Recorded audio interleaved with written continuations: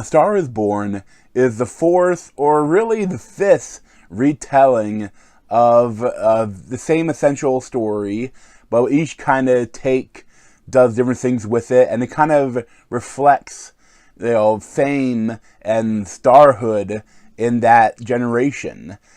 And this one is really good, although I did not like the second half of the movie as much as the first half. Can I ask you a personal question? Okay. Tell me something, girl. Do you write songs or anything? I don't sing my own songs. Why?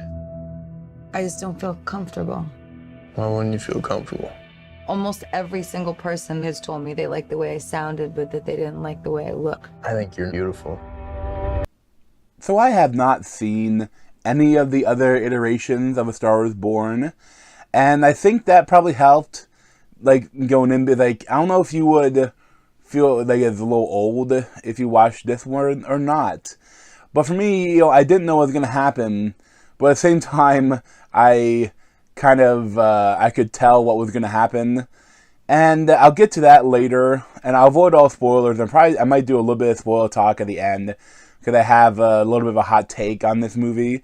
But before I get there, I just want to talk about what the movie is. And essentially, it's just that Bradley Cooper, he both directed, wrote the screenplay adaptation, and stars in this movie. And he is, a really famous, blues rock country musician. And he is kind of, his star is kind of fading.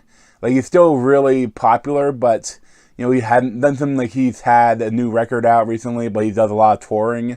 And after one concert, he goes, to his airplane, an hour and a half ride with his driver, and he runs out of booze. So he wants to stop at a bar, and a bar he happens to stop at having a drag queen night, and they let this one woman that used to be a server is the only one that's allowed to actually sing for real at the club, and that is Lady Gaga.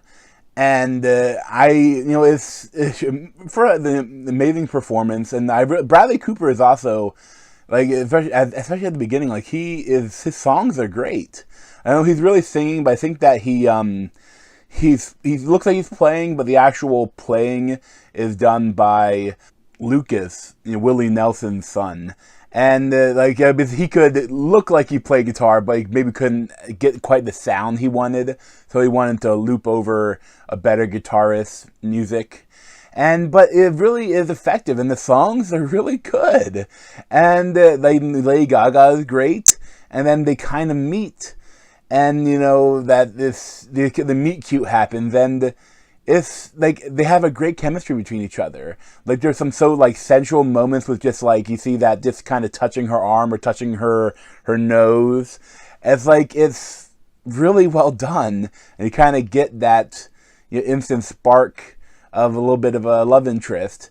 And they kind of that all stuff happens, that they kind of they get together, and the next day, he invites her to his concert in the private airplane, and gets her to sing a song that she kind of sang a little bit of, the night they met after she punched a cop.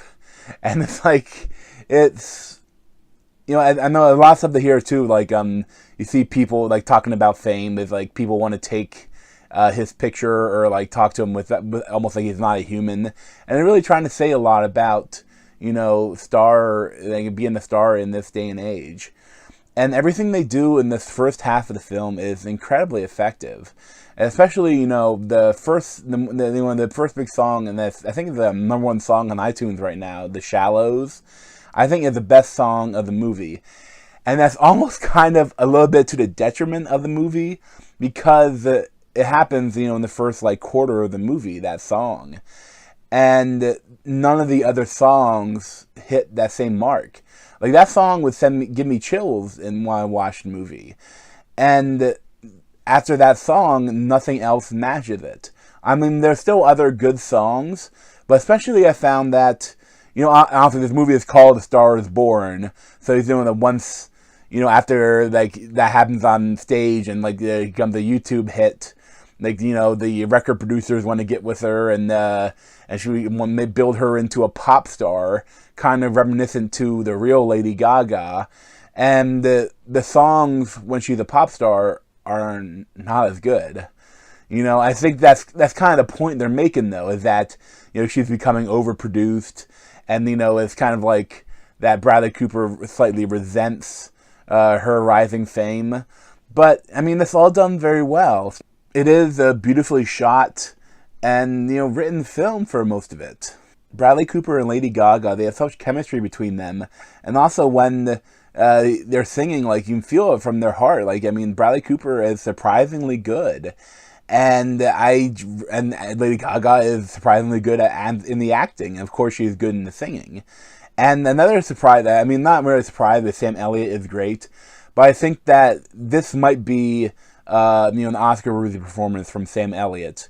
He plays Bradley Cooper's older brother, and it's almost like kind of like a father figure, because Bradley Cooper had a really rough childhood, and now he's like his tour manager. But there is strife between them, and there's also a lot of strife with Bradley Cooper because he's losing his hearing, and he's addicted to pills, and he's an alcoholic, and that this stuff is gonna go wrong, and when it does, I don't know, it's a little over the top. Some of it, it's like comedic almost, and I understand what they're kind of going for, but it's a little over the top for me. And but still, I mean, it is good, but at a certain point, it just feels like the movie is over long. It is like a good over 2 hours long movie, and I feel like there is a good 20 or 30 minute chunk that you could just remove from the movie and it wouldn't hurt anything. Because, I absolutely loved the first half of this movie. The first half of this movie I give a 10 out of 10. And the second half, I have problems with it. Like, probably give it almost like a 7 out of 10, 6.5 out of 10. And to really talk about my issues with the second half, I do have to spoil the movie. So if you want to see the movie and you don't want to be spoiled, I give it still an 8 out of 10. But if you want to see one of my thoughts about it, keep watching. And again, I haven't seen the original Star Wars Borns, but I think that, again, spoiler I guess for all of them, but I'm pretty sure that they all end up with the guy dying, or and that's the end of her star rising.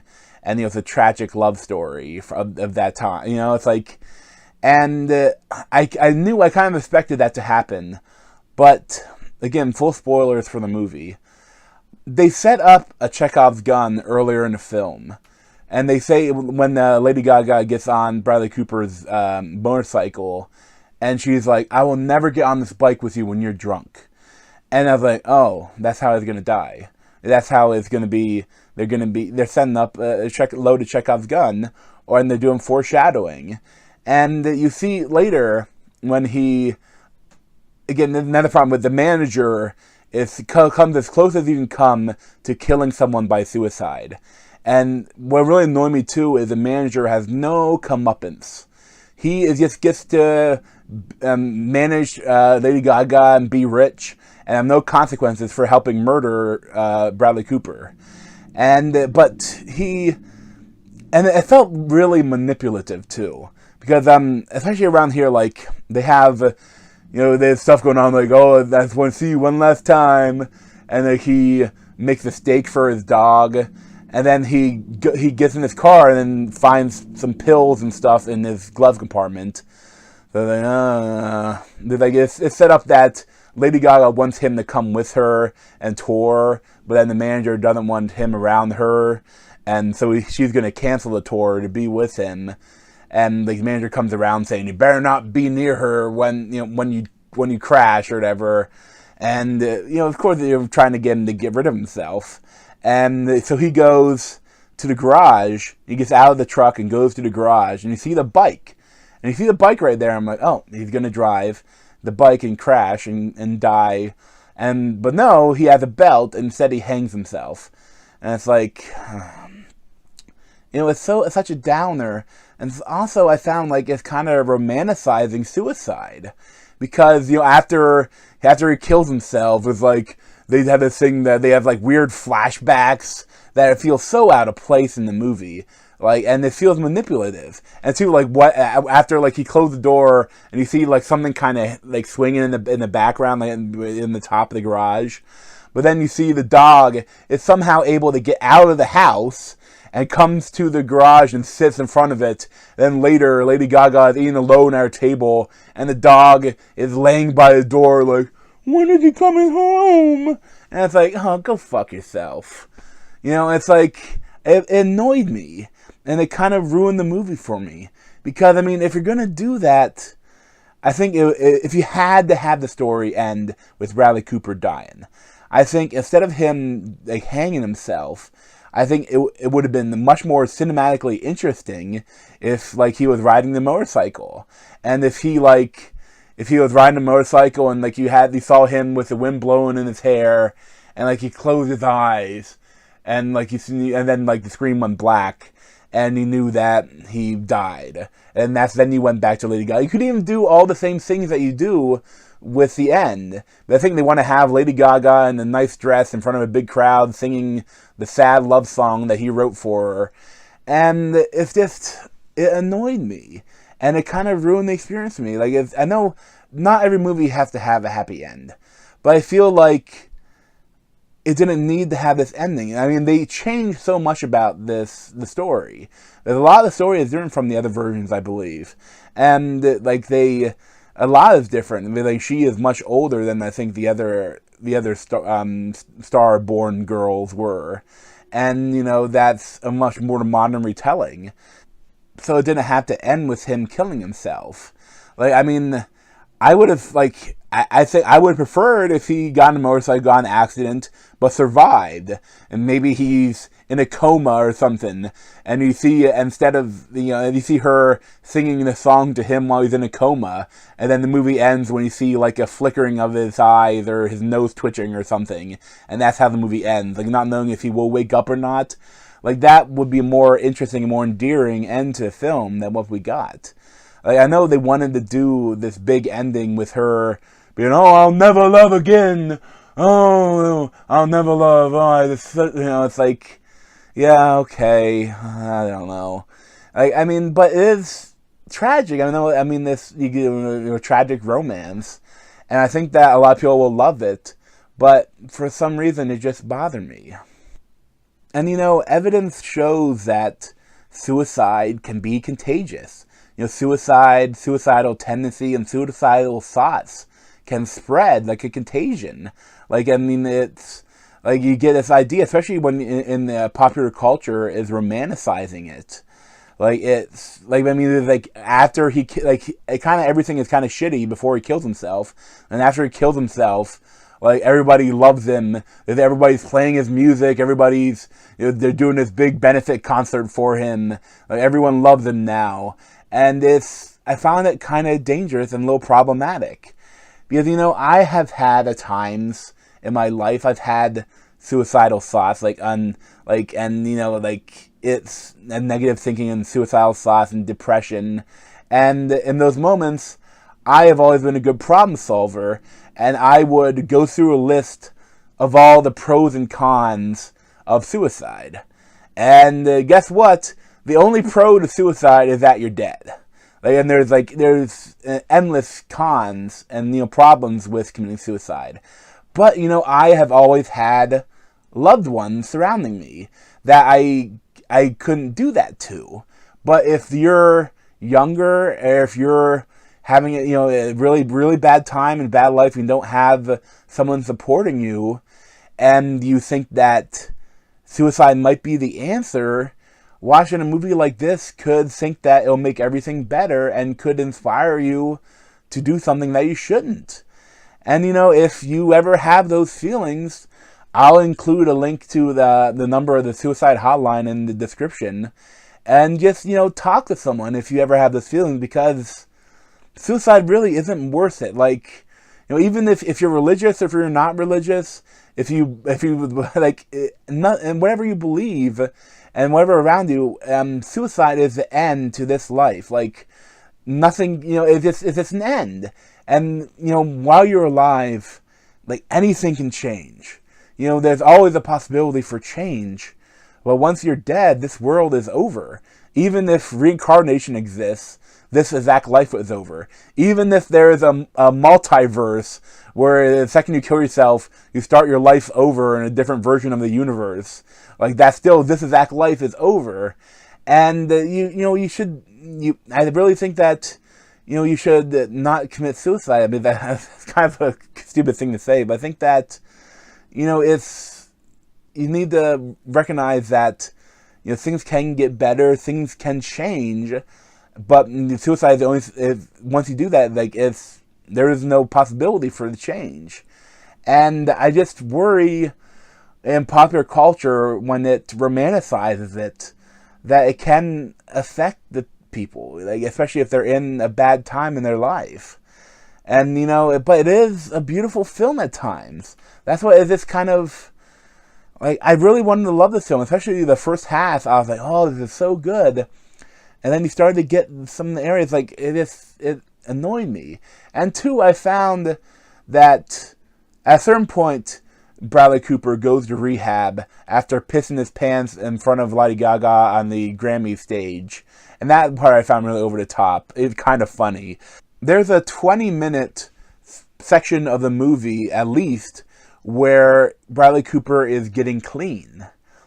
And what is the point of having him getting clean if he's just going to kill himself? I feel like you could cut out the whole part of the movie and not lose anything. I mean, you get a little bit more backstory about him at one point when he's talking to a therapist, but I don't see the point of that if he's not going to actually get better. And a part of it, you could say you're trying to talk about addiction and how that happens to a lot of people. They get clean and they go right back and spiral out again. But I think I don't see the point of wasting time on that if nothing's going to come from it. Like, if he's never going to actually get clean, like, don't spend so much time on it. Just have a little bit of time or something, saying, oh, he got clean again. You don't have to spend 20 minutes on it when it's not going to work. I don't know. This movie kind of is weird because I don't know if I will ever want to watch this movie again. But I think that, I will listen to the music because the music is great. And I love the good musical, especially when it's, it's didactic sound. Like, it's not like they never, like, speak music. They're writing music, or they're singing to each other, or they're performing on the stage. And the filming of those scenes are excellent. It's almost like a 2-hour-long music video interspersed with drama. And, there's the performances are perfect. And a lot of the things about this movie are amazing, and I think it will be recognized in the Oscars for a lot of different ways. But I wish the ending was a little different. I wish they'd done something else with it. But again, like I said, I give it like an 8 out of 10. And thanks for watching, and check out the video playlist or on my head, or subscribe to me on that Z over there. Thanks.